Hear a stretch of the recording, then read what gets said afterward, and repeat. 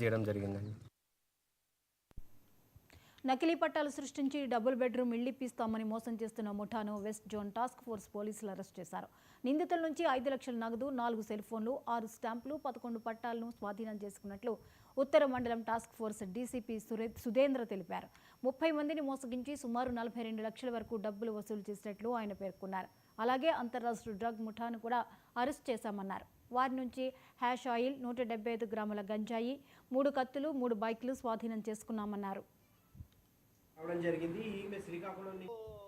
यकीन दिलवा के कि हाँ तुम्हें ऑर्डर कॉपी है, ये ले लो, तुम्हारा ऑर्डर कॉपी तुम्हें double bed north zone task force team అలాగే బండ్లగూడ పోలీస్ సంయుక్తంగా చేసిన జాయింట్ ఆపరేషన్ లో ఒకటి డబుల్ బెడ్రూమ్ ఇప్పిస్తామని చెప్పి జనాల్ని చీట్ చేసే ఒక గ్యాంగ్ దొరకడం జరిగింది ఈ రోజు.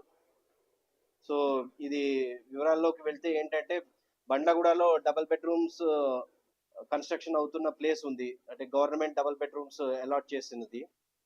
సో అవి కన్స్ట్రక్షన్ చేస్తున్న ప్లేస్ లో ఒక పర్సన్ ఈ రాజశేఖర్ రెడ్డి అని, రాజ్ కుమార్ రెడ్డి, రాజు అలియాస్ రాజు అనే పర్సన్ ఒక అతను ఉన్నాడు.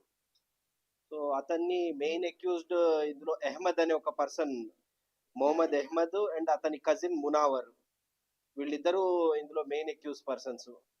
సో ఈ అహ్మద్ ఏంటంటే బేసికల్ గా electrician and also AC mechanic అట్లాంటి పని చేస్తుంటాడు.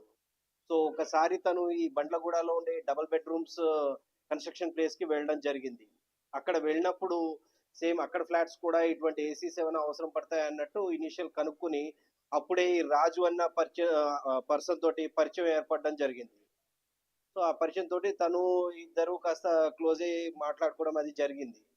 సో తర్వాత ఈ రాజుకి ఈ అహ్మద్ అనే పర్సన్ కి అండ్ అతని కజిన్ ఈ మునావర్ కి అప్పుడు ఒక ఐడియా వచ్చింది అన్నమాట.